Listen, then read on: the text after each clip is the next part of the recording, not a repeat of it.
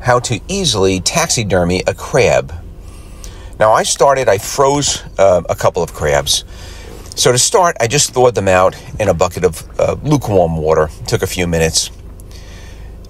So this is what I'm going to start with. Now listen, this is my very first crab taxidermy attempt. It ended up doing pretty well. It looks, the end result is pretty good. But definitely I would do a couple things differently, and I'm going to show you exactly what I did in this video and also tell you what I would do to make my life a little easier the next time. So we're going to start by just using a screwdriver or a blunt knife and carefully peeling off the back lid off of the crab. So I'm going to clean out that back lid. You can do it with a brush. I kind of scraped with a knife. You could do it with a spoon. You definitely want to clean it out as well as you can. Run it under some fresh water. You can actually use some soap in there. If you have a brush, I would actually clean off not only the inside of the lid with the brush, but also any crud that's on the outside so that the finished mount is going to look as good as possible. And nothing that we're going to do today is very difficult, but it does take a little bit of time. Now to clean out the body, I'm going to start by just scraping away the lungs. I had mentioned that these crab had been frozen, so the interior meat or the inside meat is still a little on the hard, still frozen a little bit. If it was completely thawed out, it would definitely scoop out of there a little bit easier. And the main objective here, when preparing these, is just to get rid of as much meat or all of the meat from not only the body, but also from the legs and the claws, the back flippers. So you can see I'm just using a knife just to break up the ice, get any frozen meat kind of broke up. I'm not trying to get rid of all the meat right now. What I'm going to do is use a wooden skewer and create a pathway into each leg. So I'm putting that wooden skewer in. I've got that all the way up to the knuckle. I'm going to spin it around a little bit. And I'm just going to try to loosen up the meat that's in that first part of the leg. And I'm going to try to do all of the cleaning without breaking off any of the appendages, any of the legs, any of the claws, etc. But it's really not that big a deal if you do break anything. I started with a couple of crabs, and my plan was to use one as, for spare parts. And you could just glue them on at the end, if anything's broken. So one of the tricks is I'm going to use these really small brushes. These are called straw brushes. And I found these on Amazon. I got a set of them that come large to small, so that I'm using a medium-sized brush for the claws, but I'm going to use a smaller brush for the legs. And I'm going to try to push it in there, spin it around, pull it back and forth. That's going to pull out whatever meat's in up to that first knuckle. Might not get all of it, but it's going to do a pretty good job of loosening up anything that's in there. Then with a razor knife, I'm going to cut the filament at each joint.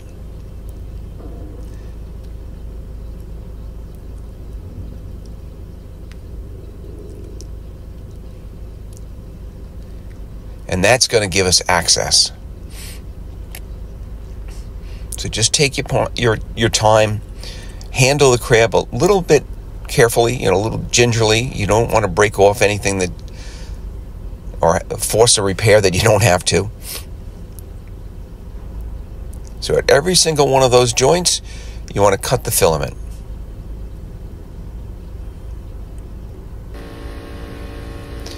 And then I'm using a compressor. You don't have to, but I'm using a compressor, and I'm using one of the attachments to fill a basketball. So it's a little pin attachment.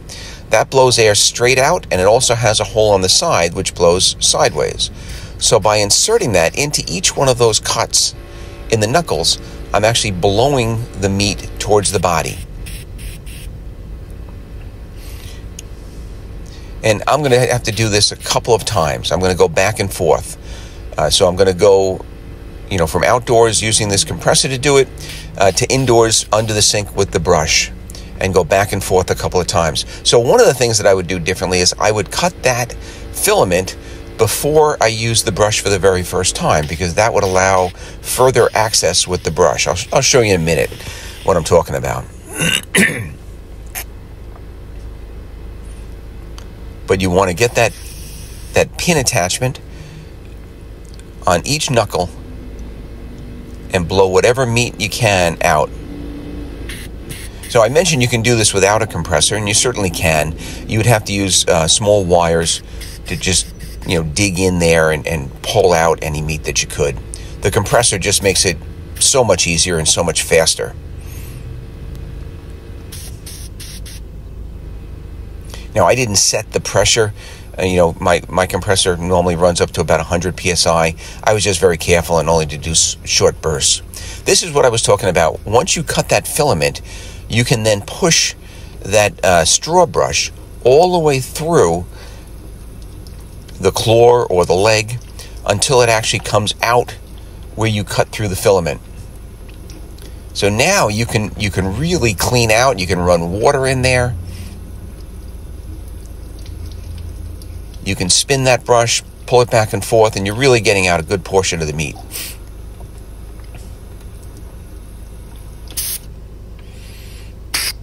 Back to the compressor, and I'm going to, like I said, I went back and forth a few times. You really want to get out as much meat as possible to prevent any smell in the finished product. And I'm using an air gun just to blow out any remaining meat from each of the claws and each of the legs. And now, because you've also got the cut in the filament, you can actually blow the other way. You can blow from inside the body out.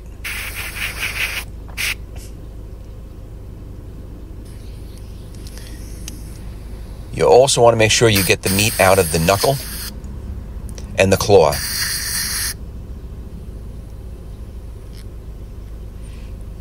So you can actually go right in between the two parts of the claw with the same attachment. You really can't get a brush in there, but if you do a good job with the air tool, you can get out the majority of the meat.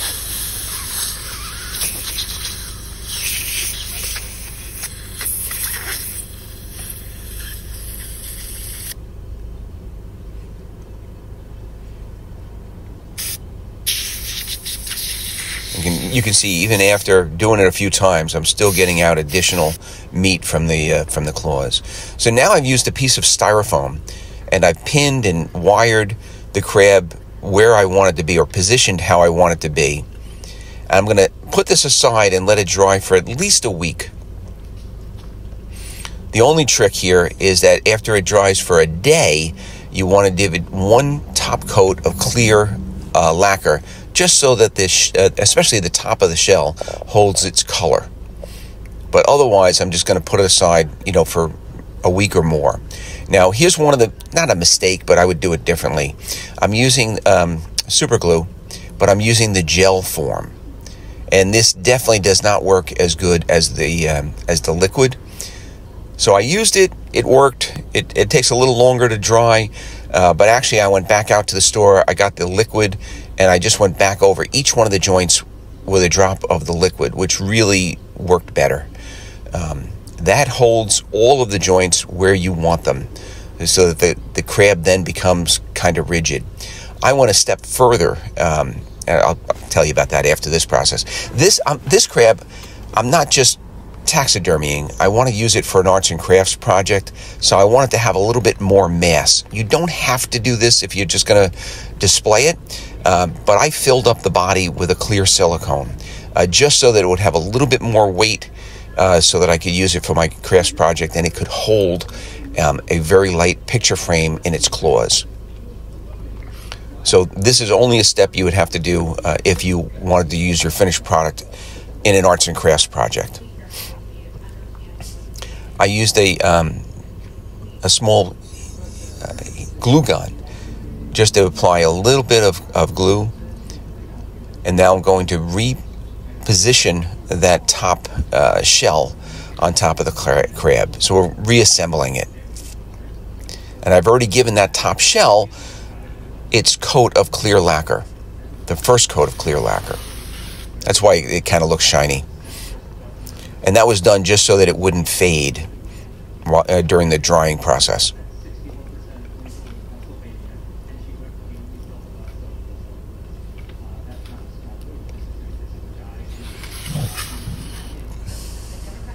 I'm also going to use that same glue gun just to put a small drop and reposition the crab's mouth, into position or flat.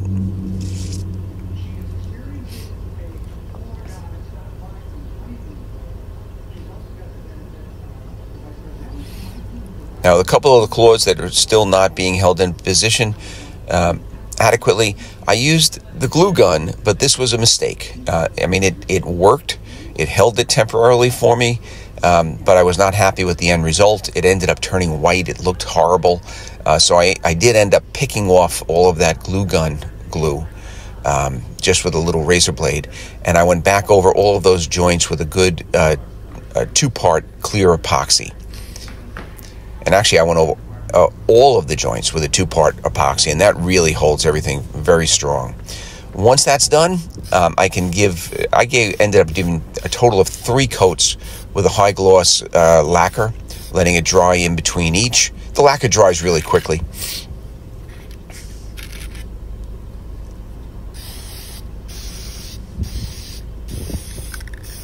And once that's dry, you're basically done with the taxidermy portion. So this is the finished taxidermy crab ready for display. It actually looked pretty cool on any, nautical or coastal themed home's shelf, mixed in with a few shells, etc. And if you watch to the end, I'm just going to show you what I did with it.